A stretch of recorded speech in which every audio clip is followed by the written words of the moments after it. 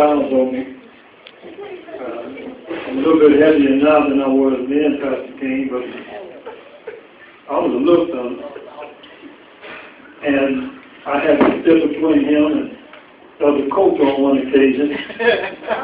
I was doing more praying than pushing because on the side of me that Elder Lee was, there was some cans, and I was like, Lord, now they're friends. But they're talking to each other like they're getting ready to kill each other. And they've been knowing each other longer than I have, and I'm trying to be in the middle of it and stop them from going at each other.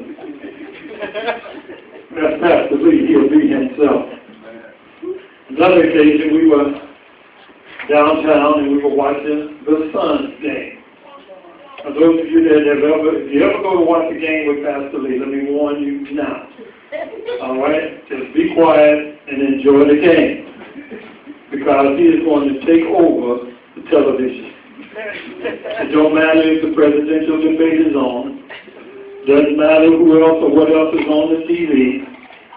He's going to have them turn up the TV that the game is on. And if anybody come around changing the channel, turning the TV down, he's going to have something to say to them about it. And he's going to say things that Pastor Lee says. I'll just leave it at that. So I'll figure it out. Get it on your way home. And so he has that side of him. I feel like, actually I can't even say that, Elder King. I thought about Elder Reverend Dunbar. And Reverend Dunbar said this about your father. He said that your father was... Now, I don't cuss. And like Pastor Newton said, I didn't understand it. The day I got saved, I stopped cussing. Just the day I got saved. And it was gone. It wasn't no inclination, wasn't no slips, it was just gone. I never knew that when you become a pastor, if God don't take that from you. Oh, yeah, like one pastor said, some folks say never stop. I ain't talking about Pastor Lee, I'm just saying, there's some things that people do. But I just want to say I appreciate Pastor Lee. I've traveled with him. If you ever travel with him, just expect to be delayed because he is going to meet somebody that he knows. It doesn't matter where you go. It doesn't matter who the crowd is, what the circle. We were in the garment district, Los Angeles, California, 9th and Los Angeles Boulevard, in the alley, in a store, and someone walked up in there and said, Titas! Thank God we were still saved at the moment. Amen. But we thank God for Pastor Lee. And you'll always find him, he's someone you can call on as a brother. He's someone that will be himself. I'm going to stop, and so we can move on. All right, I was going to call Elder King, but I think we're going to call Elder Coach. Now, Elder Coach knows Pastor Lee. Go on, preachers, because, you know.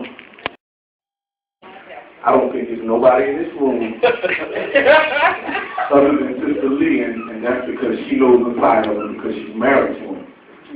But there's nobody in this room that knows this man like I know him. I met Titas, Pastor Lee, when I was about 16 years old. Now I'm going to tell you how I met Pastor Lee. I met him, and listen, 30 years ago, none of us are the same as we are now. Whether it's looks, attitude, maturity, whatever it is, we're not the same as we were 30 years ago. So, I met Titas Lee out there. And Pastor Lee used to throw some parties. Everybody would come to his party because he was one of the best DJs in the city at that time. So we would go to Pastor Lee's parties. He wasn't Pastor Lee at that time. And his parties never ended. The police always broke him up. He was always fighting, shooting, carrying on. That's just the way it was. But I went to Maryville High School, and he had a cousin. At the time, I didn't know it was his cousin. But he had a cousin named Clint. Me and Clint went to high school together. Now, Clint has always been big like me, overweight. And I got a little fella that grew up in my neighborhood. We went to high school, caught the bus to high school every day, and he was a thin fella. Some kind of way, his girlfriend was smiling.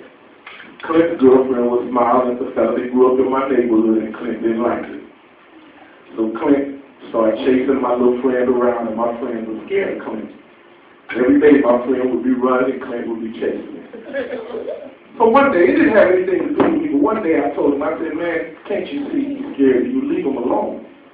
And I told him, if you don't leave him alone, I'm going to deal with you.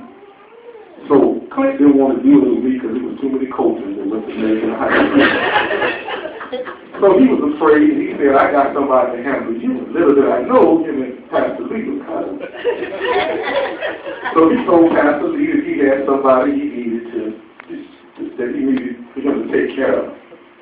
And Pastor Lee was like Apostle Paul before he got saved. He had a reputation. And Pastor Lee was tough, y'all. Y'all is just not knowing God has done a lot for him. He was tough. And I mean, he knew how to handle those fists. So when I got the word that he was after me, I was a little nervous. You know, I was like, I really don't want to fight this brother. Some kind of way, I dodged him for several years. He was after me for several years. I dodged him. And lo and behold, one Sunday, he walks up in Emmanuel. And I said, Lord, is the man still mad? He was found out where I go to church. I was shaking in my boots. He come up in the church. He got a little pill on the back of his head. And Pastor looked and said, I don't believe it. I can't believe that's him coming to church. So we were like, the disciples were when they heard that Paul had got saved, they didn't believe it, and they didn't want to have nothing to do with it. We didn't want to have nothing to do with it because we didn't believe it. He came up here, he came to Sunday school, and he got saved. And I want to say this to you. I know this is a roast. I may not roast him tonight, but I want to say this. I've never in my life seen a transformation in a human being like I've seen in Pastor Lee. Never seen a transformation. I'm not going to talk about his past, but I've seen him and I know him. And I know that God has done something for this man. And he came to the church, and then the thing about it, when he came to the church, like Pastor McCown was saying, he had no church etiquette. He came to the church and he didn't know nothing about church. I mean, he come to church and he was just Bishop King, and then went round and round. You know, but Bishop worked on him and worked on him and worked on him, and God has brought him from a mighty long way. Gave him a beautiful wife. And she dealt with him all these years. I pray for her, and God. Sister Sarah Williams was able to teach him in Sunday school.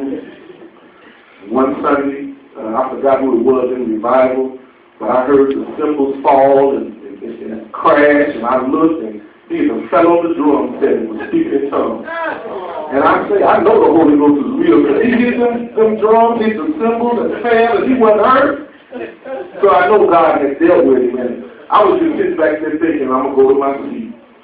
After he got saved, I used to come to Emmanuel, and I would walk over to his neighborhood and get him, and we would walk back to church. So one night I got to Emmanuel and he wasn't there, so I got out of the car and I walked over there to where he lives, across from Miss Martha, and I got him. And we were walking to the church, and there was a young man on the corner. And he had sold something that it wasn't quite up to what it should have been. And they came back around the corner and shot him. And he was laying there on the ground just hollering and screaming and rolling. And we walked up to him, and Pastor Lee said, man, be still. We had called him, he said, I can't be still, man. These bullets is burning. And I leaned over to him, and I said, I said, man, I ain't never been shot. How did that feel? And you know, Pastor Lee tells me now, man, that was over 20 years ago. You was prosthetic. You didn't in your whole life. Because now I know how it feels. You're at the end of the next person, you know what I mean?